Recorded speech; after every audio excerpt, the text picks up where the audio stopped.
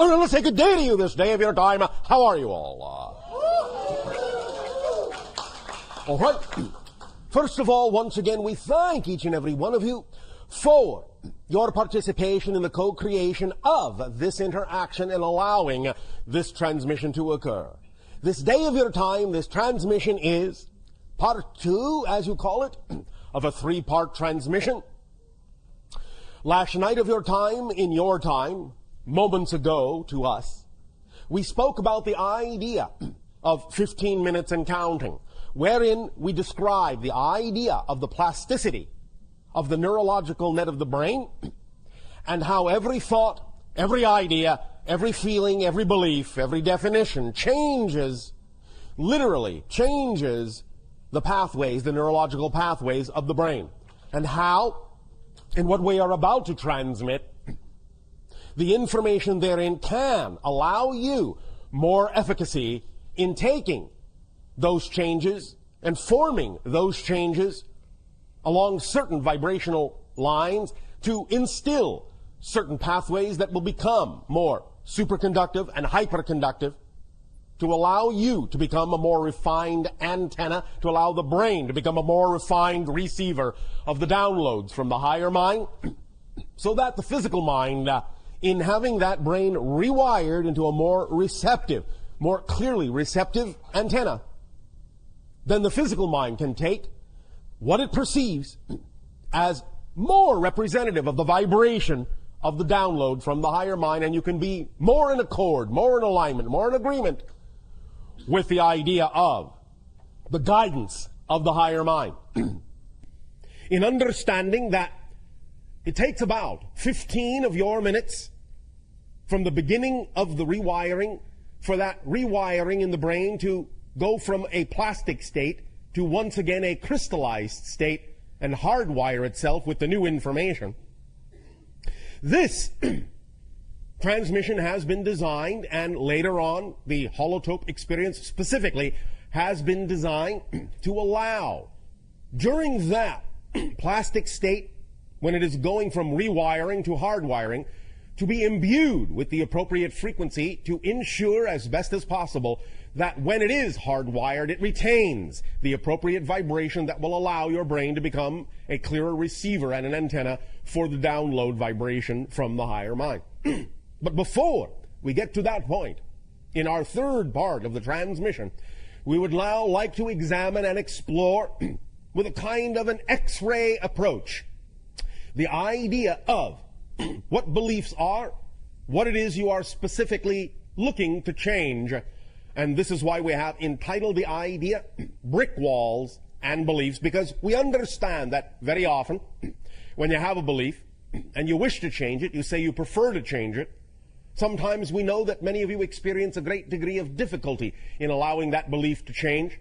So what we are going to examine today is the actual nature of, the actual structure of beliefs, so that perhaps by gaining some insight into the actual structure of the belief, you will understand how it is organized to perpetuate itself, and you will perhaps also gain greater understanding in understanding that how that organization works, and how you can, in a sense, break it down, how you can deal with the different components of the belief, how you can recognize the different tricks, in a sense, that negative beliefs have in their toolkit to perpetuate themselves and make it seem as if it is difficult or maybe even impossible to change that negative belief.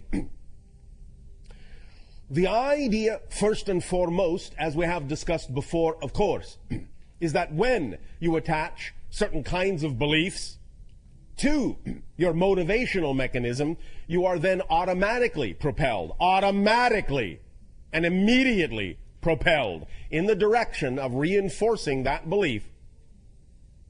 And the idea of the motivational mechanism is, again, quite simplistic. You are always motivated by the same mechanism to do whatever it is you choose to do. Always, without exception. You only have, really, 2 basic motivations that are really simply different sides of one motivational mechanism. Your motivational mechanism is simply that you will always immediately move in the direction of what it is you perceive to be or define to be more pleasurable, you will always, always, always and immediately move away from what you define to be or perceive to be more painful. The key herein is the idea of what it is you define, what it is you believe, what it is you perceive to be pleasure and pain. Many of you say that you, in a sense, intellectually recognize what it is you prefer, and yet you do not necessarily understand why it is you do not choose it, why it is you do not always act on it. This comes down to the motivational mechanism and recognizing that if you had a positive belief system attached to that so-called preference, you would immediately choose it. And if you are not choosing it, if you are not behaving in that direction, if you are not acting on it, what that immediately tells you without exception is there must be a negative belief attached to your actual preference that is making you see it in a light that makes it not something you actually prefer to choose. So the important thing is to find out what belief you have attached to the idea of your so-called dream, your so-called preference, that makes it seem to be anything but your preference. And once you find out what belief that is that you have attached to that preference, you will know immediately why you are not choosing it. Many individuals will actually remain in a painful state even over the idea of what they say they prefer to choose, because of the belief systems they have attached to the thing that they say is representative of their passion, which then makes their passion actually seem more painful of a choice than the pain they are already choosing. Many times it is as simple as fear of the unknown, not wanting to move forward in a direction that is unfamiliar to you and staying with the pain just because the idea of the pain being familiar makes it seem as if that familiarity, that pain and that familiarity is actually preferable to the idea of the fear of the unknown, and therefore you remain in the pain, as painful as it is, just because it's something that you know, as opposed to something that you don't, if you have a belief that says that unknown is to be feared. It is as simple as that very often. But it requires of you the ability, the willingness to examine and explore why you have those beliefs and why you have attached them to that motivational mechanism and why you have attached them to your preference in that manner. One of the things we will also be discussing in this segment is the whole concept of, in a sense, what you call manifestation. Now, let us provide you a slightly different idea and understanding of the concept of manifestation. Because many of you, when you think about the idea of attempting to manifest something, bring it into your reality, make it appear, solidify it, crystallize it, make it experiential, are coming from a point of view, also definitionally and belief system related, that it is something that does not exist in your reality, that you are attracting into or bringing into your reality, that somehow it is ephemeral and non-physical, and you have to somehow make it solid, make it appear, make it real. That is not the case. What it is that is representative of your preference and what you call your desires to manifest already exists in your reality. It is already manifest. The idea of manifestation is not bringing something that doesn't exist into existence or attracting something over there and bringing it over here. The idea is that what you desire to manifest is already here, already existent, already real. Manifestation is the process of giving yourself the ability to realize, to perceive that it is already here. You do not have to do any magical thing to make it come into existence. It is already existent. It's already within your sphere of reality. It is just that your belief system makes it invisible to you. So manifestation is not the process of actually conjuring something out of nothing. It is the process of making the invisible visible. And that simply requires an alteration of perception. That's all it takes. So we are going to be talking about that idea as well. And let us begin right there. The idea of one of the mechanisms of manifestation that allows the invisible to become visible is something that uses the power of paradox very strongly. We often talk about the idea of paradox as the recognition that you are in a very powerful place, right in the center of your power. Because what to you may seem paradoxical, what to you may seem contradictory, two opposing ideas that cannot necessarily seem to coexist, but do coexist, tells you right then and there that there must be a middle ground from which they both come. And that middle ground, that balance point, is your place of power from which you have generated the apparently paradoxical and apparently contradictory concepts.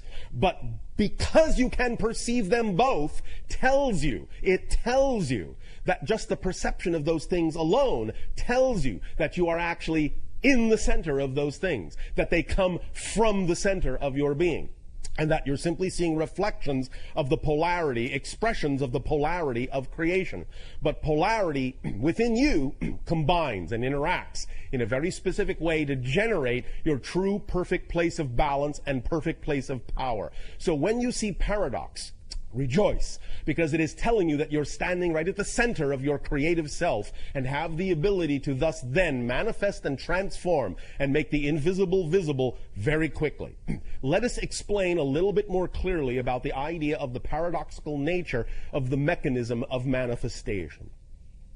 Many of you have been taught to think about the idea of manifestation as an issue of intention, and as an issue of focus, as an issue of concentration. And in a sense, this is accurate. However, a very important point is often left out, or at the very least, sometimes this point is spoken of independently, and so no connection is made to the idea as a whole concept. The two seemingly paradoxical issues here are intention, focus, and concentration, and conversely on the other side, what you have often heard in many metaphysical and New Age information sources, the idea of surrender and letting go. These two things are not diametrically opposed. They are not mutually exclusive. They work together in a whole mechanism. In other words, the secret, one direction of the paradoxical mechanism is the idea of intention, focus, and concentration, and then, after that has been done, letting go and surrendering and letting the intention, focus, and concentration do its job on higher levels. Working these two things, linking these two things together gives you the entire mechanism of manifestation, or at least one direction of the energy. We will discuss the other direction in a moment. But first, let us again amplify this concept. And again, understand this connects to the notion of the 15-minute time span in the following way. Any time that you have a desire or a preference for a manifestation, the idea, yes, is that, in a sense, it must be representative of your passion. It must become your world. The intention, the focus, in a sense, the concentration, is there if that is representative of your passion. Because when something is representative of your passion, you're automatically focused on it. You automatically intend it. You're automatically concentrating all of your attention on that idea, because that's what passion does. If you are passionate about something, there is no other choice. There is no other consideration. All other things fall by the wayside. That is a true description of the idea of being in your passion. There simply is no other choice. So there is automatic focus, automatic intention. If then, in what you call a peaceful state or a meditative state or a focused state, you allow yourself to image that passionate idea, that manifestation that is desired, and feel it and build that energy up in your energy, in your emotions, in your passion. Build that energy to a peak over the course of simply 15 minutes and no longer, sometimes even less. When you get proficient at it, you don't always need all 15 minutes, but 15 minutes at the most is all that is necessary for you to activate the idea of the wheels, of the gears, and put it in motion with regard to the idea of allowing the invisible to become visible. But when you do that, when you build it to a peak over the course of a few minutes or 15, the next step is to completely and utterly let it go. Forget about it. Stop caring about it. Let it go. Surrender it utterly to the higher self. Let the higher self now do the job. You see, physical reality, while apparently complicated at times, is actually not extremely complex. In a sense, it is actually built on very simple principles, and you don't actually have to do very much to get the ball rolling. So, because your physical mind, as we have said a few times, is not designed to understand how things are going to happen, how things are going to manifest, the how is the purview of the higher mind, and because the physical mind does not actually have the capacity, the capability to understand, it is not designed to understand how that's going to happen, all it needs to do is flip the switch and let the higher mind do the how, do the things that are necessary to cause the synchronicities in your life that need to be there, and the downloads and the inspiration that need to come to you to allow the invisible to become visible, to allow the manifestation to occur. So all you need to do is do it a little bit for no longer than 15 minutes, bring that up to a full peak of passion, a full peak of imagination, a full peak of visualization, however it is you wish to do it, with that intensity, that concentration, and that focus, and then utterly, utterly, utterly let it go. Now, we understand again that because of certain negative beliefs, many of you find it difficult to actually let it go. But that is very important, because without the letting go side, you don't actually have the whole mechanism engaged. It is important to understand that the intensity, focus, and concentration must be paired with the surrendering and the letting go to actually have the whole mechanism of manifestation. This is using the power of paradox built in to this idea, to this process, to this permission slip. Letting go means you really know that the higher mind, it's doing its job, and you can now relax. The physical mind can relax. It doesn't need to do anything else. It is not required, nor is it capable of doing anything else. So really, really, really, when you know this, you can allow your mind, your physical mind, to just let it go, knowing it is in good hands, in a sense, and get on about your day focusing on the next most exciting thing you are capable of taking action on.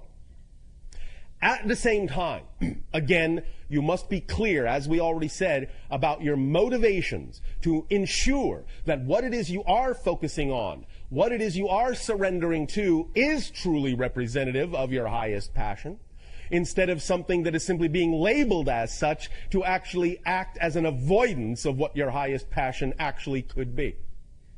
This is where you have to really be clear, again, about the idea of what beliefs you are dealing with. Because many of you often fool yourselves and trick yourselves through the negative belief system into thinking that you're acting on your excitement, when in fact you're actually acting out of anxiety and covering it up because you're afraid to look at the idea of what it is that actually does excite you because of all the negative beliefs you've attached to it. So clearing out your motivational mechanism and finding out what beliefs you have attached to it is the primary, first, and fundamental process that is required in order to actually use the tool of manifestation in a clear and concise and precise manner. Once you have your motivation clear and you know that what you are focusing on is truly representative of your passion, then you will find that this mechanism of manifestation works very, very strongly, very well, and often very rapidly. But the idea, again, is that you cannot worry it there. You cannot make it happen. You cannot Insist that it must happen at a certain time and in a certain way, because then you are once again putting conditions on it. You are not allowing yourself to truly let it go. You are not allowing thus then the higher mind to do its job. You're actually blocking the entire process by keeping, in a sense, the control, or trying to keep control of the situation within the physical realm. And the physical realm is not designed to handle energy in that way. It does not have the ability. It does not have the capacity to do the job of the higher self. It simply doesn't work in physical reality that way. It would be as if you dove down under the sea with your breathing apparatus, and then instead of allowing yourself to rise to the surface and taking your mask off, taking your breathing apparatus off, and taking a deep breath up there to go back into that realm, it is as if you are insisting, by trying to control it in physical reality, it is as if you are taking off your mask, taking off your breathing apparatus underwater, and inhaling, and wondering why you start choking, and wondering why you cannot see that far anymore, why things are suddenly murky and muddy, and why you are suddenly drowning. The idea is you must allow yourself, your whole self, to participate in this idea of creation of your reality. And you are not a whole self. You are not a whole person unless you allow the physical mind and the higher mind to work in concert. We know many of you have been taught to think that the idea of the higher mind, being that it is non-physical, is somehow not really a part of who you are as a person. It's something else, somewhere else, on another plane, on another level, and has nothing to do with what you're supposed to be doing as a personality in terms of guiding yourself through life. But that is not the case. In order to actually move through physical reality as a whole person, you need the back and forth. You need to work in concert. You need a partnership between physical mind and higher mind so that you can actually function as a whole person and use each component in the way it was designed to be used, so that you can then allow the mechanism of manifestation and the creation of your reality to work in an effortless and aligned way with the idea of the vibration of yourself as a total being. So, the idea of the power of paradox in this manifestation mechanism is also working in the opposite direction. For as you allow yourself to have the intensity of focus on your highest passion, and you allow that energy to build up to a pinpoint, a white-hot pinpoint of concentrational focus and imagery and energy and emotional feeling, bringing it to that fever pitch, and then as you let it go, the idea that is moving in the opposite direction is the issue of concentration and expansion. The idea here is that as you actually concentrate, in a sense, as you bring things down to a pinpoint, you're actually raising the frequency, you're actually expanding the frequency of your energy by focusing it down to such a small focus, small passionate pinpoint. You're actually expanding your energy in a sense, building it up. In that sense, reaching out, letting it expand, because you are now focused solely on your passion, more in alignment with your true core natural self, so your energy will expand. As you let go, in a sense, the energy then collapses back to your physical self. But as it has done so, it is similar to what your physicists call the collapse of the waveform. What this means is, as you focus and as you concentrate, and as you expand and expand and expand your energy bubble, you are containing all probable ways of manifestation that are best for you, that could occur. You're expanding your probability net. And as soon as you then surrender and let it go, and that energy bubble collapses back down to your immediate reality, you are allowing the bubble to then automatically choose the highest probabilities that will actually help you bring the manifestation into your awareness. So this is the paradoxical mechanism, is as you focus, as you concentrate, as you, in a sense, narrow your field of view on the thing that you are most passionate about, you actually expand your bubble of energy probabilities. And as you let it go, as you release, as you surrender, you actually allow the bubble to collapse down to the most likely ways, the paths of least resistance that are there for you to bring the kind of synchronicity into your life that will most likely, most probably allow for that manifestation to occur in the most effortless, most rapid way possible. Do you understand this mechanism? Yes. All right. So now, let us move forward into the understanding that in using the power of paradox in this way, in understanding how this mechanism works, the most important factor in this entire process or permission slip is getting a handle on the beliefs themselves that are at play in this mechanism. Because it is only the beliefs, it is only the definitions that will color these mechanisms. These mechanisms work automatically. They are neutral. You don't have to do anything special in a sense to make them work. They work for everyone. They work for everyone the same. Throughout creation, they work for everyone the same. It is just what is built in to the structure and nature of existence itself. Because existence is, in that sense, constantly the fluctuation of the polarities, the fluctuation of the paradoxes. It is constantly coming and going. It is constantly creating and renewing. It is constantly, in that sense, breaking down and building up. That mechanism is built in. It is the breathing in and the breathing out. It is the yin and the yang. It is always there. You don't have to do anything special to make the mechanism work for you. This is not about learning how to work the mechanism. This is about how to allow the mechanism to work in the clearest possible way, in the most aligned way with who you truly are, by clearing out the belief systems and the definitions that have nothing to do with you. The things you have inherited, the things you have had handed down to you, the things that come from other people that are not you. This is this. Right now, this idea of this structure, in understanding how beliefs are structured and thus then how they color your utilization or your ability to recognize the utilization of these mechanisms. Positive beliefs, as you may observe on the diagram, are by definition, in a sense, expansive. You have a positive belief. All beliefs, even positive beliefs, have a mechanism within them that are self-reinforcing, self-perpetuating.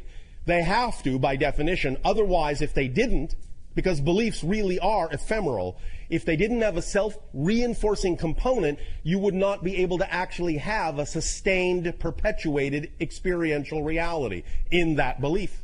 You would not be able to see the manifestation of that belief if they didn't constantly perpetuate themselves, because they are constantly being chosen. Second to second to second to second to second to second to second. It may seem as if, it may appear as if in the illusion of space-time, in the illusion you create of continuity in space-time, it may seem as if once you have chosen a belief and it perpetuates itself, it may seem as if it is the exact same belief just rolling along and rolling along and rolling along. But that's not exactly what's happening. The idea of the perpetuation of the belief, the idea of the inertia and the momentum, is simply that the perpetuation mechanism is designed in such a way as to inspire you, shall we say, to continue to choose the same belief again in the next moment. Because in the next moment, it is a whole new reality. You actually have to keep choosing the belief every single nanosecond in order to actually have an experience of ongoing perpetuation.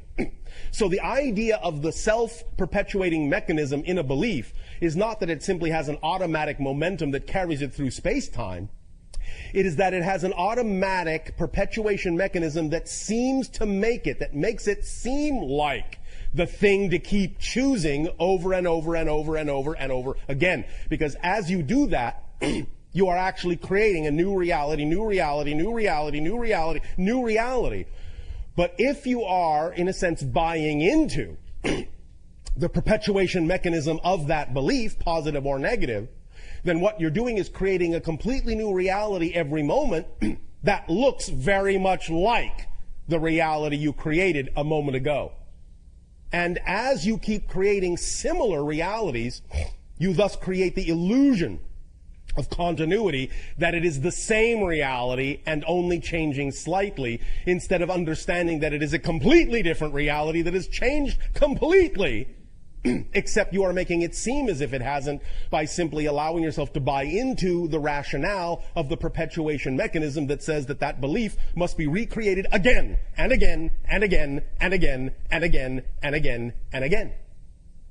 Now, when it is a positive belief, obviously this is representative of alignment with your true natural core self, and you don't mind that it is, in a sense, inspiring you to recreate it again and again and again and again. But where you have your difficulty is when you don't understand why you are recreating the negative beliefs that you say you don't prefer again and again and again and again. As you can see from the diagram, and even though this is an oversimplification, it will do to illustrate the point, because of the nature of positive beliefs being integrative in that sense, they are, in a sense, more simply structured. They don't need to be complicated. They don't need to be, in that sense, very diverse, because that is in alignment with your true natural vibration. Therefore, they are very simply structured. However, negative beliefs, because negative energy is that which dissociates, segregates, compartmentalizes, rigidizes, separates, needs a larger bag of tricks to sustain itself. Thus, it will go from the fluid, ever-expanding positive structure, the simplistic, expanding circular structure, in a sense, euphemistically, to the rigidized, crystallized, and non-expanding structure that will thus then contain several compartments and several bags of tricks that it uses to reinforce itself, to make it seem like the thing to keep choosing over and over and over again. And here is where the X-ray vision comes in very importantly. You have to recognize what those tricks are, and thus then by recognizing them, by identifying them, catch yourself, so that you are not then simply succumbing to the rationale that you have to keep creating and choosing to create in every new reality that belief over and over and over and over and over and over again. Let us examine some of these ideas. One of the first differences that becomes evident between the positive and negative belief system, the positive and negative definition, is that while certainly even the belief contains this perpetuation mechanism, it also always brings with it the freedom to choose. It always allows you the ability to know you can change the belief. So the first difference, one of the major differences in the negative belief, because when you operate from fear-based beliefs, it is automatically keying into what you call your survival instinct. In other words, fear-based beliefs lock into your survival instinct, your physical survival instinct, in such a manner as to first perpetuate the idea that if you don't follow this belief, if you don't perpetuate this belief, you will die. So it relies heavily on tricking you into believing that if you change that belief, there will be nothing left of you, that the belief is all-consuming, that the belief is all representative of your true self, and that if you change it, what you're doing is committing suicide. That's one of the first tricks it has up its little sleeve, to allow you to perpetuate it and perpetuate it and perpetuate it, because it's a fear-based mechanism. Therefore, it is keying directly into your survival instinct mechanism and using it and amplifying and magnifying it to force you to perpetuate that belief so that you will survive. Now, the second thing that automatically happens when that mechanism is engaged, when you flip into the idea of a negative fear-based belief, is that in order for you to continue to perpetuate it, it must also reach into its little bag of tricks and make it seem as if it is not possible to change it. It simply cannot be changed. It simply doesn't have the ability to be changed. It must be perpetuated by its very unchangeable nature. So it traps you in a vicious circle of knowing that there simply is no way out at all. That the very nature, the very structure of the mechanism says there is no doorway here. It cannot be changed. This is where you live. There is nowhere else to go. This is your entire universe. It is eternal. It cannot change. But it also recognizes that it is fighting against, and I'm going to just use this terminology for now, it is fighting against a perpetual, non-ending, relentless stream of information from the higher mind attempting to reach your core being through this mechanism. Because the higher mind, the positive beliefs, and the higher mind are always sending information, always sending light, always sending guidance to guide you back to your natural self. Always. Within the yin and yang, there is always the opportunity to go in the opposite direction. Within the dark, there is always the doorway that leads to light. Within the light, there is always the doorway that leads to dark. But when you're in the light, you understand that that doorway that leads to the dark is just a choice, and it's only offered to you as an equal choice. But when you're in the dark, the doorway that leads to the light, from the dark's perspective, is something to be avoided at all costs. So even though it cannot actually close that doorway, it will thus then disguise the doorway with an illusion of unchangeability, so that you will not see the doorway, so that the doorway will become invisible to your consciousness, because as we have said, you cannot perceive what you are not the vibration of. When you are in an enlightened state, you can see all choices, even the negative ones, because they are all equal choices from the perspective of the higher mind. But when you are in the lower vibrational state of a negative belief and fear system belief, then the idea is that it must disguise these things that exist as choices to make it seem as if there is no choice at all. So, tapping into the survival mechanism, the first thing it does with that energy is it disguises, it covers up that doorway so that you don't even know you have a choice to go back into the light, because that doorway is always there. And the array of tools it uses to take your attention off that doorway, to make you look in any other direction other than that doorway that leads to the light, are these that are generally described surrounding the mechanism, like, in a sense, a viral cell. Like the idea of electrons around the nucleus of an atom. And it will constantly switch back and forth and use these other tools and techniques in a variety of ways, in a variety of combinations, to constantly keep you off balance, to constantly keep you unable to see that doorway that leads to the light. A variety of mechanisms, such as the idea of projection, such as the idea of rejection of ideas, such as the idea of paranoia, so that you will not believe what anyone is saying to you when they are actually attempting to help you, so that you can, in a sense, avoid all information that will actually be to your benefit by seeing it in a light, by projecting it from the dark vibration with a dark energy, so that even the light looks dark to you. And in that sense, seeing everything in a negative light will keep you off balance. The idea thus then of all these things working together will keep you completely off balance until such time as you give yourself the opportunity to recognize that this structure exists. This is where truly the phrase in your language, knowledge is power, comes into play. The very fact of illuminating this structure, the very idea of revealing and exposing in X-ray form that this structure exists, can give you an edge over it. Because once you've identified the structure, once you have identified the negative belief, once it becomes transparent to you and you understand what all the tricks are, something happens to that structure. You gain a perspective by being able to actually see it in front of your face, by actually having a diagram go through your eyes into your brain and start rewiring in your brain the recognition of the structure. The structure suddenly becomes illogical and nonsensical. You start to see your relative position to the structure and its relative position to you. You start seeing it as nothing but an illusion, nothing but a filter, nothing but a template overlaying the idea of your true self.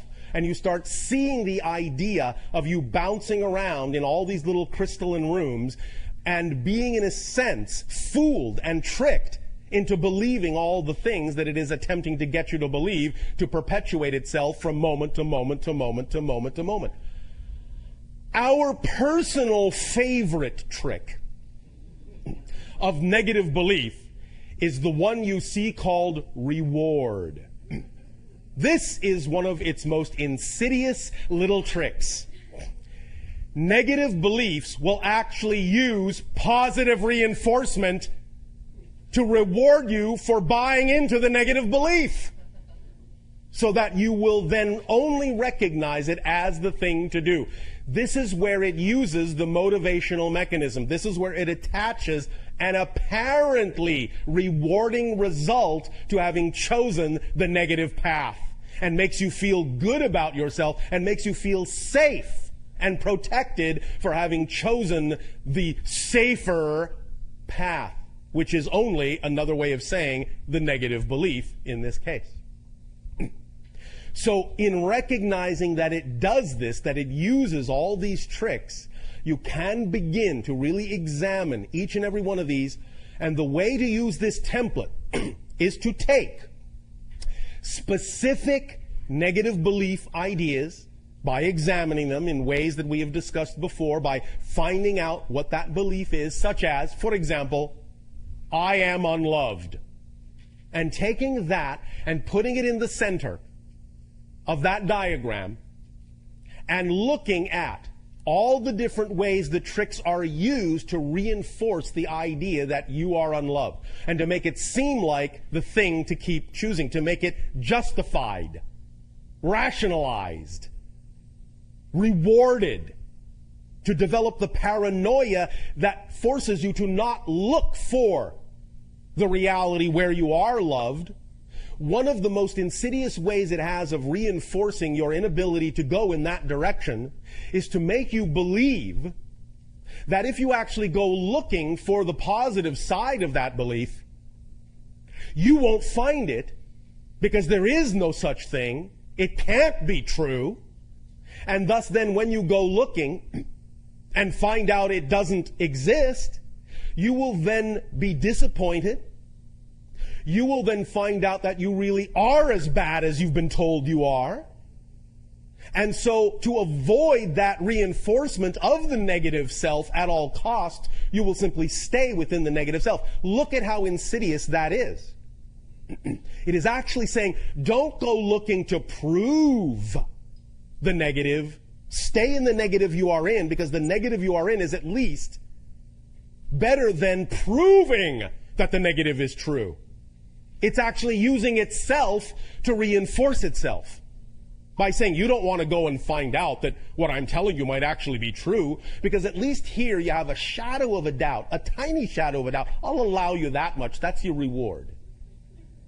But if you go looking to find out whether or not what I'm telling you is true, well, you'll only find out that what I'm saying is true, and then there'll be no doubt whatsoever. So at least stay here and hold on to that tiny crumb of a doubt. At least that will allow you to survive. Miserably, but survive. But if you go looking and find out that what I'm telling you is the absolute truth and you are worthless, well, then your whole world will crumble. Then you will annihilate yourself. Then you will not survive. Because how could you possibly survive absolutely knowing that you don't belong in creation? How can you survive absolute knowledge that you are worthless? How could you survive that? You can't, says negative belief. You can't. So stay here and just play with that little doubt that I'm giving you, that I don't know, it could be true, that, or maybe it's not. I don't know, but this is safer. At least here I'm alive, as miserable as I am, so I'll keep perpetuating this, and I'll bring the doubt with me, and I'll keep wondering, could it possibly be true that I'm really this worthless? Maybe I'm not. Oh, but if you go looking, you might find out that you are. Okay, I'll stay here. Again and again and again and again and again and again and again and again and again and again and again. But now, allowing your higher mind through our reflection to you to see the diagram of the tricks it is using to create these scenarios, to create the illusion that you must perpetuate the negative belief. This diagram will now begin to imprint itself in your neurological net just by looking at it. And when we do the holotope experience, the 15-minute meditation later, we will burn that image into your neurological framework, right into your template, so that from this point forward, you will not be able to forget that this bag of tricks is being used on you when you succumb to a negative belief. And that will give you an edge.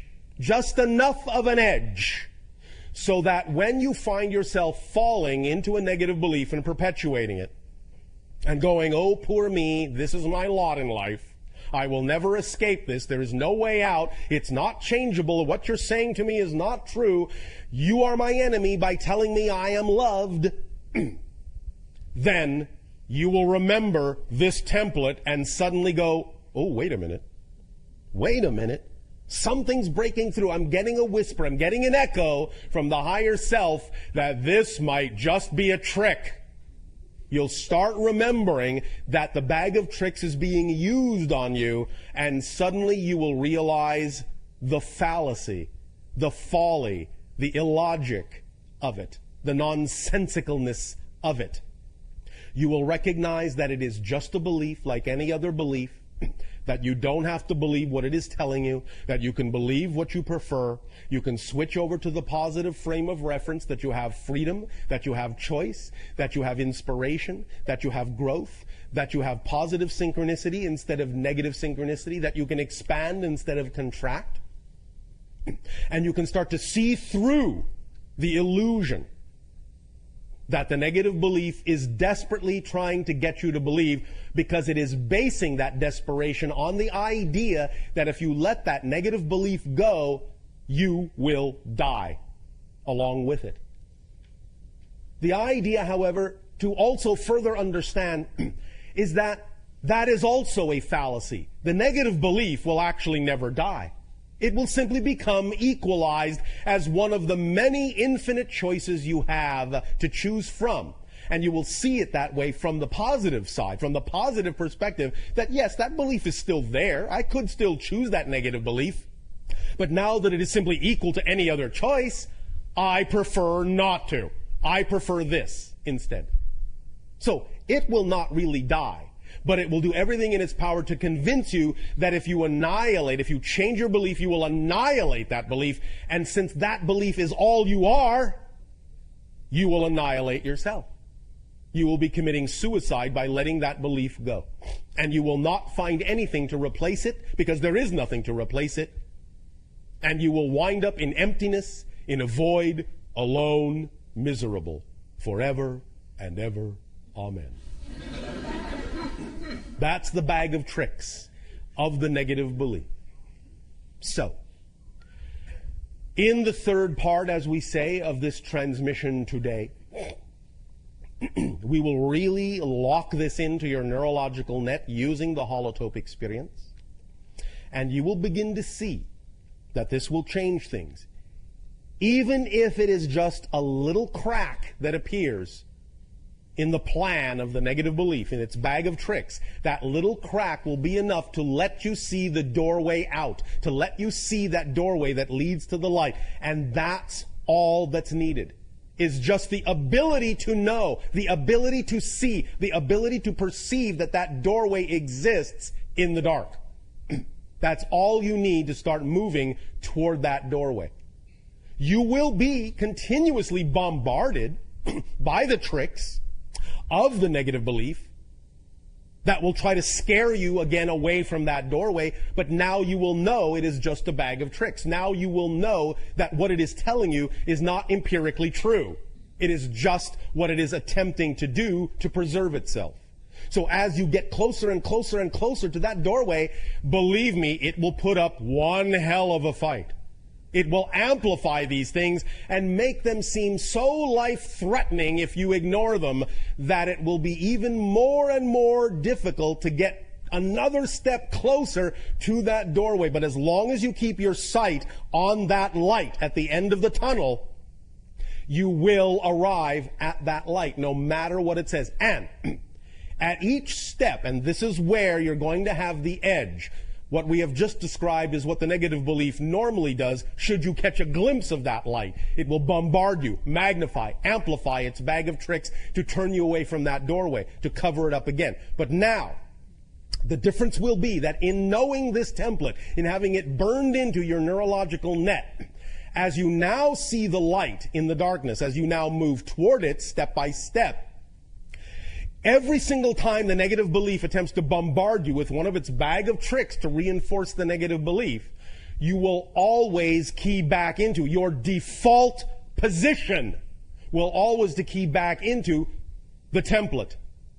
And you will start to see cracks form in its arguments. They will fall apart. They will not be able to sustain themselves because you will constantly understand that whatever it is they are bombarding you with, whatever it is the negative belief is attempting to divert you with, is again nothing but a part of this template.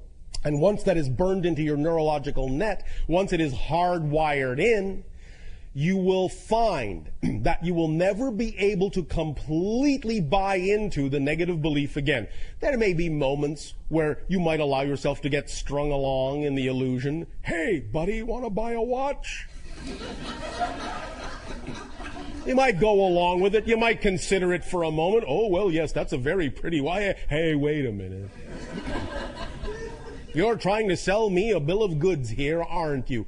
Oh, well, you'll catch it. You'll identify it. You'll call its bluff. Now, here comes the truly empowered part. Once this template is burned in, once you always go to the default position that you cannot get away from recognizing that these negative feelings, these negative ideas are nothing but a bag of tricks, once you call its bluff, here's the really important part. You're going to focus on that little spot of light at the end of the tunnel, and you're going to pull that light in through yourself, and you're actually going to give some of that light to the negative belief, to let the negative belief know it is valued, it is loved, you are willing to allow it to continue to exist because it always will. You are acknowledging that it will not die. You are validating it as an equally valid belief and allowing it to know that just because you will prefer to choose something else, it will not die. You now become the PowerPoint, and you are reassuring the negative belief that it will still exist. But as you do so, you become bigger than it. It no longer fills your world. You know who you now are. You are coming from the higher mind, and you are gently reassuring the negative belief that it will continue to always be a part of you because there is no outside. There's nowhere to get rid of anything to. You will always contain it because expansion is the product of inclusion, not exclusion. So you will always include it as a probable choice. It will always be valid and equal in your eyes to any other choice.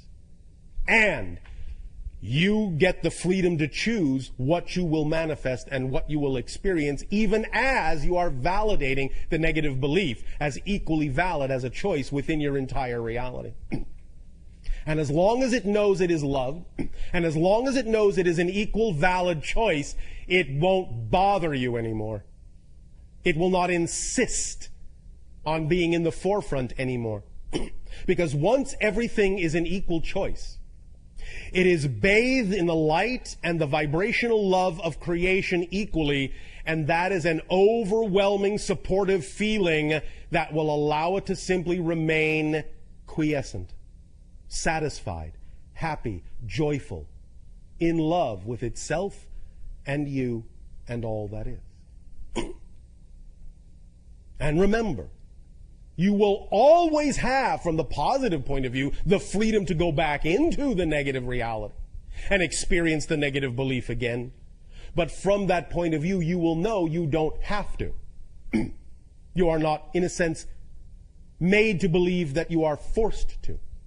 You will recognize that that is just an illusion, and you will continue to choose through the manifestation mechanism we already discussed and the motivational mechanism that we discussed in terms of how to clear it. You will continue to choose what you prefer, knowing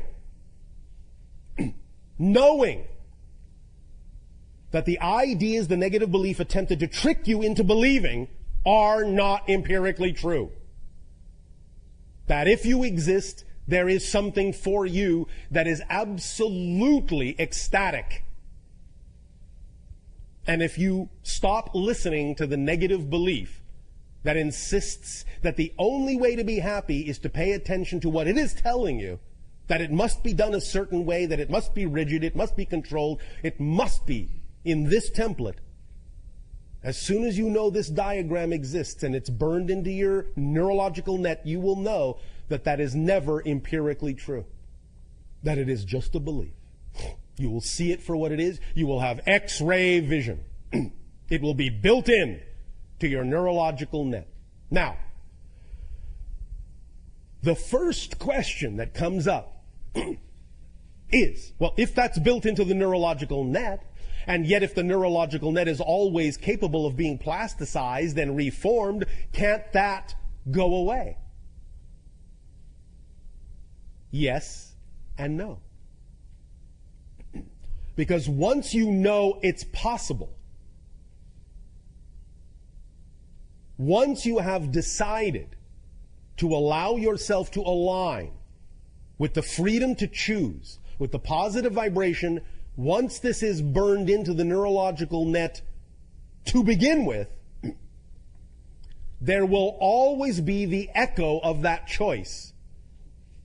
Because again, when we talk about the idea of the plasticity of the neurological net and changing the pathways of your brain, because everything exists at once, that means that all the other possible pathways also still exist as probabilities, including the ability to see this only as a template, only as a trick. Burning it in a certain way through the holotope meditation will allow you to always remember that it's always there, even if only as an echo. It is still always something that you will remember exists as a choice. So you will always be able to choose it if you prefer to.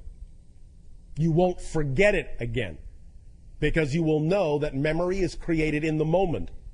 And even if you play a game where you forget it in this reality, this reality, this reality, this reality, this reality, burning this into the neurological net even once, seeing it this way exposed in X-ray form even once, will allow that crack to form so that as you create those new realities, even if they are negative,